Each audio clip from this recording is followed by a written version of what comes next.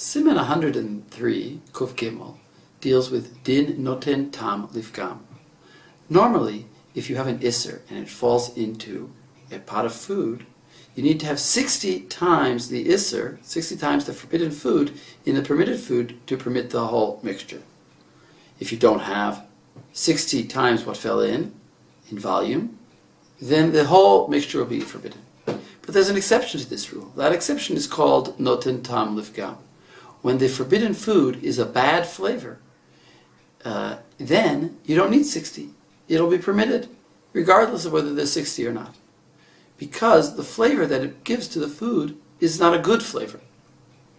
There are two ways that it could be not a good flavor. One is if the Isser is essentially bad tasting. For example, some rotten meat or some bad food that falls in, that's forbidden, that falls into your food. So since it's a bad flavor, we don't require 60, it'll be batel, it'll be nullified immediately. The other possibility is that the food itself on its own is good, but in this mixture it's bad. For example, I have pancake batter and I spill into it forbidden ketchup. So ketchup in pancake batter is a bad addition. It doesn't enhance the flavor at all. It ruins it. So there, even though the food is essentially good, it's called Noten Tam Lifgam. It gives a bad flavor to the mixture, and therefore even if I don't have 60 in the batter against the ketchup, it'll be permitted because of the din of Noten Tam Lifgam. This din in the Shulchan Aruch is based on a Mishnah, which is found in the Gemara of Avoda Zara, Daf Samach Hey Amud Bet, and there the Mishnah says like this: Yayin nesech shenafal al gabei anavim yidichan vehen mutarot ve'im hayu mevukaot Assurot. So yayin nesech that falls onto grapes, you have to wash them off, and they're mutter. But if the grapes are split, then I guess the wine will seep into the grapes, and then they'll be forbidden. Then the Mishnah goes on: Nafal al gabei teinim or al gabei tamarim im yesh ben benoten tam asur. If this same yayin nesech falls onto figs or dates, and there's enough wine there to give a flavor into the figs or dates, the figs or dates will be forbidden. So that sounds like it's saying the normal din of the tinat tam. You have to see if there's a flavor there of the wine. But then the Mishnah goes on. Maaseh bebaitus ben zonen shehevi grogros b'sfina. So there was this event, this case that happened. This man named Baitus ben Zonen, and he brought grogrot, our dried figs. By the way, the first case could have just said figs. Maybe the first case was talking about fresh figs. He was talking about grogrot's dried figs, and it says Nishbera chavit shel yayin, a whole barrel of wine. That's a lot of wine. Broke and falls onto these dried figs. Yayin nesech v'nafal al gabeihen shal l'chachamim ve'tirum, and he asked the rabbis, and the rabbis permitted it. And it's not clear why do they permit it. We just say that if it gives flavor, presumably a lot of wine is going to give flavor, at least to some of them. How come they permitted it? So the Mishnah goes on and gives a klal. Zeh klal kol Shebahanato benoten tam asur. Anything that is enjoyed and it's detected and it gives a flavor, it's forbidden. And then it goes on. Kol she'ein bahanato benoten tam mutar. Anything that doesn't give pleasure and it gives a flavor, it's permitted. Like vinegar that fell into barley. There's no pleasure in it. So we seem to be seeing a rule here that says that if you don't get pleasure from something, it's a bad flavor, then even if it gives noten tam, it's permitted. And that might explain the case of the grogrot, of the dried figs. Now, if you look in the Gemara, further on, we see first of all on Samach Zayin, we see that Reish Lakish says that well, there's two different girsas in Reish Lakish, but the girsa that we are going to follow is that any problem that if this food that's forbidden falls in and causes the mixture to become ruined, even in any way, it's going to be permitted. Even if the mixture itself, if you would fix up the mixture, maybe it wouldn't be detectable anymore. If you add some more salt, then it would be fine. He says, no, but if right now it ruins the flavor of the mixture, then it'll be permitted. That's Reish Lakish says that. And then the Gemara on Samach Zayin Amud Bet, it brings a Breita, and that says, Atanya, Echad Noten Tam Lifgam, Echad Noten Tam Lishvach, Asur Divrei Rabbi Meir. Rabbi Meir doesn't buy into this whole concept of Noten Tam Lifgam. He says no matter what, it's forbidden, even if it is Noten Tam Lifgam, it's not Noten Tam Lifgam, it's going to be forbidden. And then Rabbi Shimon says, that is Divrei Rabbi Meir. Rabbi Shimon Omer, Lishvach Asur, Lifgam Mutar. Lifgam is Mutar. And the Gemara goes on and brings the sources. The important thing for us is Rabbi Shimon, that is how we paskin. And he brings the halacha from, it's very interesting Gemara. You should look at Rabbi Meir's source. But in any case, Rabbi Shimon says his source is, my time at Tanya, lo tochu kol nevela leger asher bisharecha titena. And you shouldn't eat any nevela. To the Gentile who lives among you, you should give the nevela, an animal that wasn't slaughtered properly, or that there was something wrong with the shechita, some other way may be forbidden. You cannot eat it. You should give it to a Gentile to eat. And now the drasha is kol haru. So this is the brisa has this drasha. Kol haruya leger kruya nevela shein ruya leger eina kruya nevela. So he says anything that is fit for a Gentile, that's what's forbidden for you to eat. But that's what's called a nevela. But it's not called a nevela if it's not edible, if it's pagum, if it's disgusting, if it's somehow rotten. So Rabbi Shimon says if the food is rotten, if you have rotten meat, it's not forbidden to you to eat. The truth is there may be another isser of lo tishaksu, which by the way is probably a rabbinic isser, lo tishaksu, nafshotechem. That's really probably rabbinic prohibition. And so therefore actually it comes out that you really maybe would be forbidden to eat this, but on a rabbinic level. But in a tarovet, which is our case, when you have this nevela that falls into a tarovet, so then there was no gezerah. The rabbis were not prohibiting it, since it's from the Torah's perspective, it's mutter. In the tarovet, it'll be also mutter, even if there is a rabbinic prohibition on eating a rancid nevela. Rabbi Meir understands this drasha slightly differently. He understands it to referring to an animal that was disgusting before it died, before it ever became a nevela. It had boils. That's Rabbi Meir. Then the Gemara goes on and brings another case of wine into barley. And it says that it's allowed, that's actually brought in the Mishnah also, which is allowed if the barley is hot at the time it falls in. Because if it's cold, maybe it actually enhances the flavor at that moment, and therefore at that moment it'll become asur, even if you cook it later. And the last bit of the Gemara actually deals with the third case. We had grogrot, we had dried figs, we had the case of the barley, and now on Samach Chet Amud Bet, it brings another case of a mouse in beer, which seems to be not allowed. Depends on which kind of mouse, but it seems to be not allowed. And the basic idea there is that since the Torah prohibits the mouse, it's a sheretz, it's one of the shratzim, it's something forbidden, even though it's disgusting and nobody would want to eat it. We see that the Torah is makpid. It's makpid on this mouse. It's makpid on on disgusting things, and therefore they're not batel even when they are pogem. I would like to go in greater depth into this Gemara on Daf Samach Zayin Amud Bet in Avoda Zara, where it says like this: V'atanya echad noten tam Lifgam ve'echad noten tam Lishvach asur divrei Rabbi Meir. Rabbi Meir doesn't hold of this whole concept of bitul happening when it's a bad flavor. He says no, it's asur even if it's noten tam Lifgam. And Rabbi Shimon says, Rabbi Shimon Omer Lishvach asur Lifgam mutar. Rabbi Shimon says no, if it's lishvach, if it's good flavor, then it's forbidden. But if it's bad flavor, then it'll be mutar, even if there isn't 60.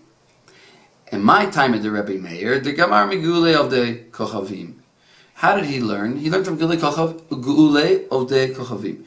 Because we have a source in the Torah about Klei Midian, that the Jewish people fought the Midianites, and when they won, they got to take as the booty all of their vessels, and they couldn't use the vessels, they had to kasher them. And what do we learn from that? Geule of the Kochavim. It says, Lav Noten Tam Lifgamu, but whatever's in those pots is Noten Tam Lifgam. It's a bad flavor, whatever flavor is going to come out of those pots. And yet the Torah requires you to kasher them. So you see that Noten Tam Lifgam is forbidden. So that sounds like a pretty good source for Rebbe Meir. There's no such thing as Noten Tam Lifgam being a heter. You have to kasher it. And then he says, Hachanami lo shna. And he says the same thing here. By any pagam is not going to make it forbidden. And now the Gemara goes on to explain Rabbi Shimon how he deals with Geule of the Avoda Zara, with the pots of the Klei Midian. He says, Ve'ida k'de Rav Huna b'rei de Rav Chia, da'amar Rav Huna b'rei de Rav Chia, lo asra Torah ela k'de Rabat Yoma, de lav Lifgam hu. He says, so he quotes Rabbi Huna b'rei de Rav Chia, who says the Torah was referring to the pots within the first day. That in the first day, if you want to use them right away, you have to kasher them. But if you would wait a day, then it's lifgam and it's mutter. But the Torah wasn't talking about that. The Torah was talking about a case where you want to use the pots right away in the same day. Then you need to kasher it, because whatever flavor is there is not pagum. But if it were pagum, it would be mutter. So Rabbi Shimon holds that pagum flavor is mutter. And now the Gemara asks, Ve'idach, and Rabbi Meir, what does he say about that? Rabbi Meir says, Kedei Rabat Yoma. He says, no, even if it would be the same day, Kedei Rabat Yoma, Nami Yefshar Delo Pagma Porta. It's also pagum. As all pots are pagum. Why? Because if a flavor goes into the wall of the pot and then comes out of the wall of the pot, so by this point it's already pagum. It's gone in and out. It's no longer a good flavor. You don't want flavor. It's going to have a metallic flavor. It's going to be ruined. So it's always pagum, and yet the Torah requires you to do kasher, to kasher them in boiling water. So therefore, you see that pagum flavor is also forbidden. So that's Rabbi Meir's opinion. Now, and then we brought his source. So that was proving that both of them can withstand each other's attacks. But we don't have a source yet for Rabbi Shimon. What's Rabbi Shimon's source? We just have a source for Rabbi Meir. Rabbi Shimon says, Rabbi Shimon my timer. What's his reason? Titania lo tochlu kol nevela lager asher b'sharecha kol haruya lager kruya nevela she'ein ruya lager ein kruya nevela. He says, it says in the Torah, lo tochlu kol nevela. Don't eat any nevela lager asher b'sharecha titnena. You should give it to any Gentile, because it's a nevela, and you can't eat it. So the Gemara, or the Breita, brings a drasha and says, the Breita makes a drasha and says, yeah, it's only if it's really fit for a ger that you should give it to him. You shouldn't go give your Gentile friend or ruined meat. So it says, and therefore, the only thing that's actually forbidden for you is things that you could give to the ger.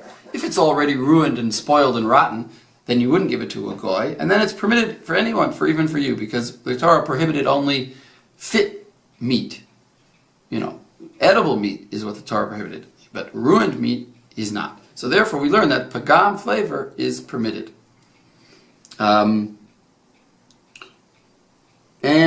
then we go, the Gemara asks, Rabbi Meir, Hahulamut. So Rabbi Meir says that is to teach. He says, what does he do with that pasuk, that drasha? That's only to teach that if the animal was not ra'ui when it was alive, when it had boils, for example, and it was disgusting even before you shechted it, then it's not called an avela once it's shechted, and then it would be permitted. But if it was shechted in a good state, and it was an avela though, because it was an improper shechting, not well done or something like that, or was killed by a gunshot wound, let's say. So, but it was a good animal. So at the moment it died, it became an avela. It's usser, and it remains usser even if it gets rotten. Rabbi Shimon answers back and says, no, that's obvious. Basically says that's obvious. That's a fara ba'alma. It's just, rotten food is for sure, if it was rotten before it died, then for sure it is not usher. So we don't need a pasuk for that. So that's the Gemara. Now, so we see the source here for if the food itself is rotten. That's what Rabbi Shimon is saying. If it's rotten, it's called pagam, and therefore it's not aser. It's called pagum, and therefore not aser. Now, we still have the question, what about flavor? What about if you cook spaghetti in a non-kosher pot?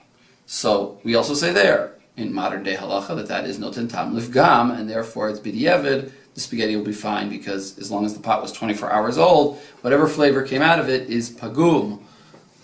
But where do we learn that from? That pagum that comes out of the pot is not sufficient to ruin your spaghetti. It doesn't become inedible, and yet that's the source, is because it's inedible, according to Rabbi Shimon. Well, if you think about the Gemara a little bit, before we talked about the pots of the clay median, and we said, and Rabbi Shimon had no problem calling that a pagam, saying that the pots give a flavor that is pagum, those pots of Midian. So you do see that, and that pagam presumably is not a terrible, ruining your food pagam. So therefore you see that Rabbi Shimon also holds that there is such a notion as a lesser level of pagum, which can make an isser become not an isser, and allow your food to be, and allow the mixture to be eaten. But still, what's his source? How does he know it? Does he know it from this pasuk? Where does he know it from? Clay Midian doesn't prove it, because Clay Midian, you could just say, well, Clay Midian is saying, like, you could hold like Rabbi Meir. You have to kasher the pots in any circumstance. It doesn't prove that there's a heter. It just proves there's an issa. You have to kasher the pots. So that can't be a source for Rabbi Shimon. So how does he learn it? He must learn it from the same pasuk about the nevela. Yet it seems different, because the nevela is a total destruction of that meat. And he's saying, well, it could eat, and we're talking now about a case where it's just a slight destruction of the flavor that comes out of the pot. So the Rishonim argue about what the source of this is. And the first place I want to look is at the Bedek Habayit, which is a commentary on the Torat Habayit of the Rashba. The Bedek Habayit is written by the Ra'ah, and he tries to explain this question: how can we be so lenient regarding the flavor? Don't we hold tam ke'ikr? Isn't the flavor that comes out of the pot, that's tam, and tam is ke'ikr, so shouldn't it require the same chumrah as the ikr nevela, and therefore have to be totally rancid for it to be permitted? And he says, I'm now reading here in the Bedek Habayit. He says, "Vadai atye kehilchata de kaimalan de tamo velo mamasho de rabbanan." He says, you know what? Tam ke'ikr, tamo velo mamasho is just de rabbanan, and velahachi mekilinan ba, and that's why we are lenient in it, and we allow. Even if it's only a slight pagum, because after all, the flavor anyway is only rabbinic. If you only have flavor of a tray food in your food, that flavor is only rabbinic. And so the rabbis are the ones that forbid it, and the rabbis can matter it, even if there's a slight pagam. So we don't need a source from the Torah. In Zein Achanami, there is no source from the Torah. It's a rabbinic kula on a rabbinic chumrah of tam ke'ikr. And, just to make it more clear, there's another, in the next page, I'm on Kuf Ayin Gimel at the bottom. He says mutter mishum de tamo v'lo mamashod rabbanan ve'ekilu be latiro befagam mu'at. Again, he says the same thing. Tam ke'ikr is de rabbanan, and they are mekel to allow pagam mu'at, to allow any little bit of pagam. Now that is because he holds that tam ke'ikr is de rabbanan, but other Rishonim, most Rishonim, hold that tam ke'ikr is d'oraita. So we're left with this question: how can they learn it? And we have the Rashba is one of the in the Torat Habayit, but I'm actually going to read it from the Beit Yosef, because that's more accessible.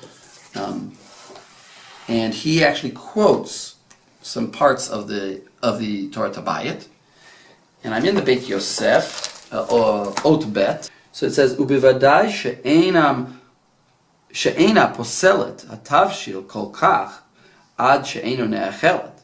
He says this flavor from the pot doesn't ruin the food. V'raya'ot mishemen udvash v'domotehen v'hamidu b'perach ein mamidu mishum noten tam lifgam u'bevadai she'enam nifsalim me'achilat adam. He says the dvash, it gets some meat flavor in it. It's not, or beef flavor in it. It's not inedible. Just maybe a little bit has a bad flavor, but it's totally edible. It's not, so that's a lower requirement from the normal requirement of an avela to be eaten. It has to be not edible. So he says, Alma kol de ikka purta de pagam shari. We see that even a little bit of pagam is permitted. Va'afal gav de noten tam lifgam min nevela gamri. Even though we learn the whole din of noten tam lifgam from a nevela, that's our question. How can we learn it from nevela and it only be a purta, and yet, a little pagam, and yet there it has to be a full pagam? V'kol ha'ru'uya le'ger shma nevela. Anything that's fit for a ger is called nevela. So in other words, this honey or this food cooked in a pot is fit for a ger. Should be called nevela. Afal pi shenifgama hatam hainu taima mipnei sheneachelet bifnei atzma. But that requirement is only because it's eaten by itself. V'lefichach Asura ad shetifko me'achilat ger, and therefore it's forbidden until the point at which it's inedible for a Gentile, and then it would be permitted to eat. Aval, and here he quotes the Torat word for word. Aval iser tarovet sholchin bo achar noten tam, but an iser of a tarovet that you go by noten tam. In other words, the whole reason why a mixture is forbidden is because of the flavor in it. Yeah, tam kol. Noten tam, kol shetam o pogem atavshil ktsat muter. Even if the flavor ruins it a little bit, it'll be permitted. Why? Lefi she'eno noten tam, because that's not called noten tam. It doesn't give noten. It's not giving a flavor. The other are a pogem. It's not noten tam. It's noten pagam. It's not noten good flavor. It's noten tam. So to understand this Rashba, actually. So what does he say? What is the Rashba saying? Can we understand this? He's just saying the words over again. He says it's only given a little bit. He says it doesn't give tam, it's pogem. What does the Rashba mean? So, actually, if the Rabbeinu Hayim Halevi, it's always nice to see the Hidushei Rabbeinu Hayim Halevi. He Hayim Soloveitchik. He brings this in. Perak Tet Vav, Halacha Lamed Aleph, or Halacha Aleph of Maachalot Assurot of the Rambam, and it's like the 1, 2, 3, 4, right? 1, 2, 3, 4, fifth paragraph, and it says V'nira deken hu muchrach mitoch hasugya k'moshe katavnu tehine harashba v'aran hikshu. Teich mutar noten tam lifgam mitama debainan ru'i lager. How can you prove it from ru'i lager? V'halo noten tam lifgam ru'i lager. Who this one is ru'i lager. This slight pagam that the pot gives. Ela shepogem ksat v'tirtzu ditarovet shani. They say their answer is that a tarovet is different. The kol shehu lifgam eino nichlal eino b'chol lifgam. He's explaining. Anything that is called lifgam, eino bichlal noten tam. It's not in the category of noten tam v'shari.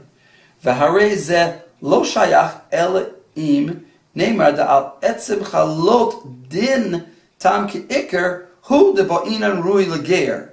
Ubezeh shaper amrina dekol sha'atam pogem eino mashbiach have bichlal eino rui leger ve'eino tam ki'ikr klal. So I guess that's enough to read, but he's saying basically the din of tam ke'ikr, even though it's deraita, it's not chal on things that are pagam, that are pagum.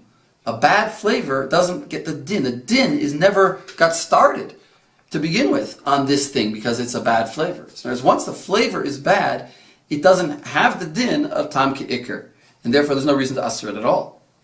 So it's kind of like the Ra'ah, if you think about it, because the Ra'ah says the din of Tam Kikir is D'Rabbanan, and what the Rabbeinu Hayim is saying is what the Rashba is saying, is that it is D'Oraita, but not in a case of Pagam. In a case of a bad flavor, there's no din of Tam Kikir at all, it falls away.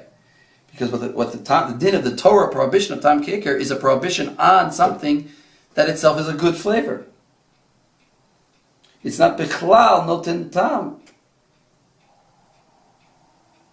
In other words, the din of Noten Tam requires Ra'ui Lager. If it's not Ra'ui Lager, you don't get a din of Noten Tam. So this flavor, even before it mixed in, in other words, the flavor was not Ra'ui for the Ger. So in other words, a bad flavor doesn't have a din of Tam K'ikr. That is Rabbeinu Chaim's explanation of the Rashba. The Rashba in a tshuva says another thing. He says that Isser Mashahu is not going to have the din of Noten Tam of Gam. In other words, something that's Asur Mashahu, like Chametz on Pesach, or perhaps something Avoda Zara, something related to Avoda Zara, worshipped fruit, something, that it doesn't have a din of Pagam. Now, what's the logic for why does he say that? Or the rabbis are forbidding it. In Mashahu, that shows that they don't care about Tam. It's not a din of Tam. Like Rev Chaim says, it's not a din of Tam at all. The reason why this Chametz on Pesach is forbidding your mixture is because it's there, not because it's giving flavor, because 1 in 1,000, there's no flavor there. And therefore, it's not based on the din of Tam K'ikr. And therefore, the fact that it's Pagum, just takes away Tam K'ikr. But there's no Tam, that's not the reason for this prohibition. It's not because of Tam K'ikr. So we've seen the Ra'ah and the Rashba. The next opinion to see is the Rosh. What the Rosh says is also appears in Tosfot in the Avoda Zara Samach Vav Divra Matchil Michlal Samach Vav Amud Aleph. But that Tosfot there doesn't give the full explanation of what the reasoning is. So it's better if we look at the Rosh himself. Well, fine. The Rosh itself, I'm in section Vav. And the part that we can read is like this. It says like this. Yesh omrim de kol iser shehen b'mashahu lo amar behen b'noten tam Lifgam mutter. So he says this din exactly of the Rashba, or that I'm telling you is in a tshuva of the Rashba. It's not in the Torat Habayit. It's in a tshuva of the Rashba, and it's also brought by the Mahari that an iser mashahu is not batel even if it's pagam, because it's an Isser Mashu, as we explained. And he says, Daha ein lecha bittul tam yoter mimashu be'elef, va'afilu hachi asru rachmana, and the Torah prohibits it anyway. V'hu hadin nami noten tam Lifgam. So therefore, noten tam Lifgam also should be asur. Umeviim sad l'divreihem, they bring up support for their opinion. Mikan, from here, from this Gemara, umefarshin kach. Michlal de noten tam askinan mideshari shelo kederech anato. Says they allowed it when there was no pleasure for it. You see, right? They said when it's not it tastes bad, they allowed it when there's no pleasure for it, and that shows that it must be a din of noten tam Lifgam. The iri be'isser mashu afilu shelo kederech hana'ah aser. But it doesn't make sense because for an isser mashu, where even if there wouldn't be hana'ah, it would be forbidden.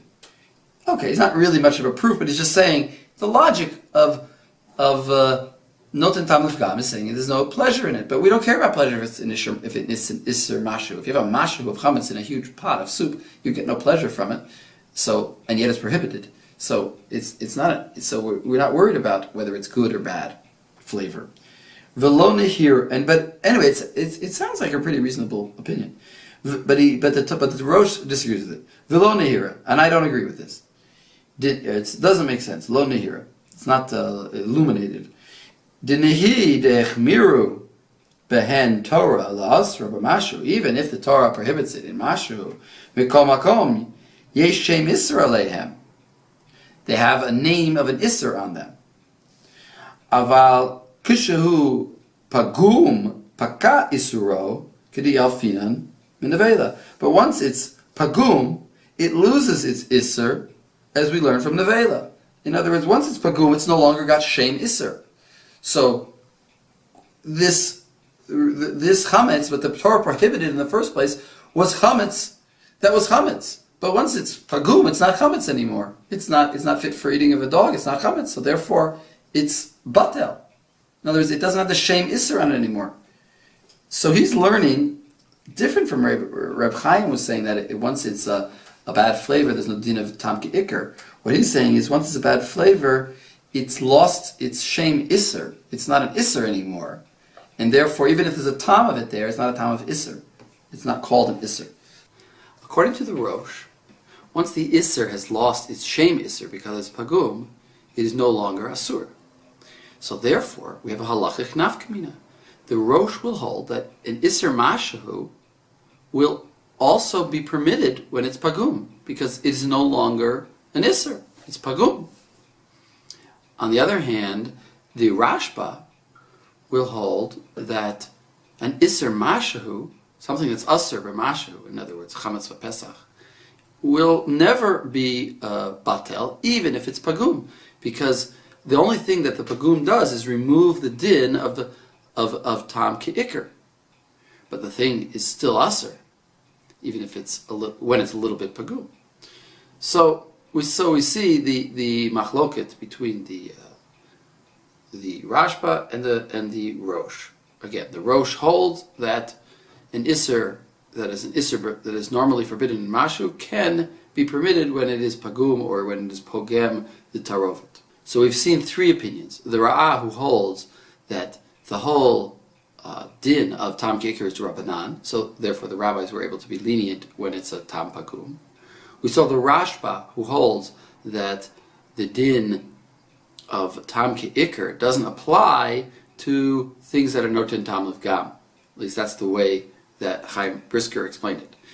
And the third opinion is the Rosh, who hold, and the Tosfot, who hold that there's no shem isser on something that is pagum or pogem, and therefore even something that's asser normally in mashu will be batel when it is an isser, when it is pogem. The fourth opinion is sort of summarizes a lot of what we've seen and gives a new idea, and that's the Ran.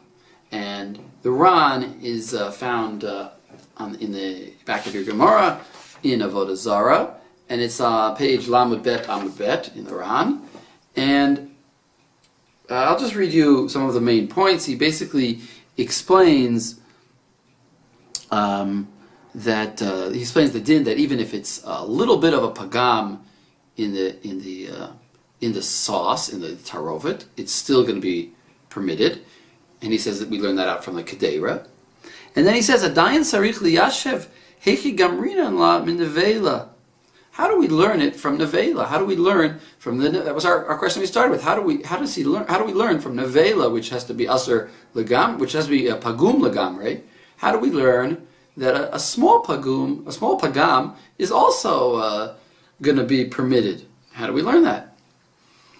And he says like this. He says, Af be'isser she noten tam beheter. Even when in a case of noten tam beheter, that's our case. Kevan shaheter nifgam ktsat, since the heter is a little bit ruined. Kevan shaheter nifgam ktsat min ha'isser. In other words, the heter tarovet is a little bit ruined by this isser that came into it. Nimsa shezesha ochel eino nehene meha isser. Min ha'isser. He doesn't benefit from, he doesn't enjoy the isser. He's not getting any benefit. He'd rather the isser was not there. It's just ruining his tarovet, his food.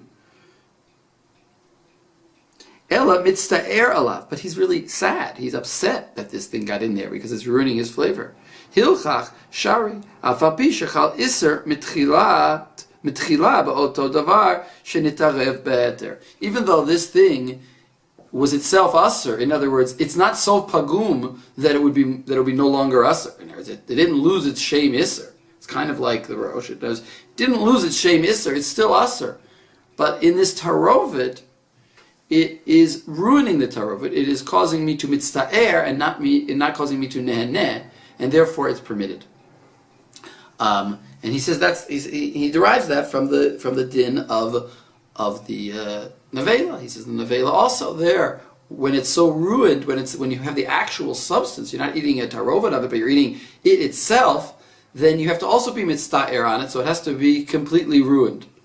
And so therefore the din will be different. By the actual substance, if you want to eat it, it has to be completely ruined. But by tarovet, it has to be just that you're mitzta'er. And then the Ran comes to an interesting theoretical position. He says, Lefize karov ani lomar she'im higdil isur midato shel heter ad shehu mashbiach yoter kisheochlo begodlo midato mima shehu pogem behefset tamo asur ad sheyivso melechol la'adam kenevela. He says, it seems to me that if I enjoy more the new size, because the Isser came in, now I've got more of whatever food I had, if I enjoy the fact that I have a larger quantity, more than I'm upset that the quality has been reduced, then it should also be Isser. In other words, you have to compare how bad is the taste versus how much new size I have. Maybe I'm very happy that I have a larger pot, even though it tastes a little bit worse. So he says in that case it would be Isser, because the whole thing is based, according to the Ran, on whether I'm mitzta'er or ne'eneh. So I have to know, do I mitzta'er or ne'eneh? And this, of course, I think would be very hard to assess, how much you're upset and how much you're happy with the new size. But he says that's the way it seems to him that should be the halacha. V'ki amrinan de bifgam kol shehu sagi, and when we say that any small pagam is enough, hainu kishe posel yoter bekilkul tamo mimasher mashbiach begodlo midato. He says that's all assuming when we permit a tiny flaw, that's all assuming that the size increase is negligible, and therefore we allow even a tiny pagum flavor. Aval Rashba zal hitir b'sefer Torat Habayit ha'arakol sha'aheter merube min ha'isser v'kayayiv taima tam lifgam. He says the only problem is the Rashba doesn't say like me. That's what the Ran says. The Rashba in Torat Habayit allows any time, as long as the heter is larger than the isser. As long as you have mostly heter, then the isser that comes in, even if it's pagum only a little bit, or pogem only a little bit, as long as it's like 49.9% of the total mixture, then it will still be permitted. Now you've got twice as much mixture almost.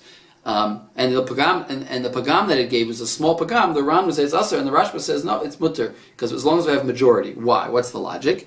He says Dei mishum mamasho do right to beruba batil. If you're worried about the mamasho, the physical substance, then according to the Torah, once you have rov, that's permitted. Dei mishum tam, and if you're worried about flavor, tam ke'ikr, ein kan noten tam. There's no such thing. There's no noten tam in this case. Kevan shehu pogem, because noten tam is only when it is a good flavor. This already sounds like this of course I'm hearing when I read that this is the Rashba. I'm hearing the Rav Chaim Brisker who's saying there's no din of noten tam because it's pogem. It's not noten good flavor. He says ein kan noten tam kevan shehu pogem elu devarav zal. These are the words of the Rashba. And he says, I don't like this heter of the Rashba. In other words, the Ran wants to forbid even in a lesser amount than 50. In other words, maybe even if there's 40% Isser and 60% heter, he's still going to forbid it if it's only a small pagum. Of course, conversely, you could imagine a case where it was a very bad pagam. Then it could be 80% Isser, and if it was a very bad pagam, he might permit it. And so the Ran is saying it's nothing to do with majority minority. It's a relative comparison to the sizes. So that's the third opinion. What would he say about Isser Mashahu? What would the Ran say about Isser Mashahu? It doesn't sound like the Ran would give a heter. It sounds like he'd be like the Rashba, because the small amount is certainly not, you're not enjoying it, that tiny amount, so therefore it's not concerned with whether you enjoy or not enjoy, so it's not relevant to the case of the nevela of the Gentile. So it sounds like the Ran is really more like the Rashba in that sense than he is like the Rosh in that regard. Okay, so now we've seen the four main opinions. Interesting thing to know now is how does the Shulchan Aruch paskin? So we'll have to see the Shulchan Aruch.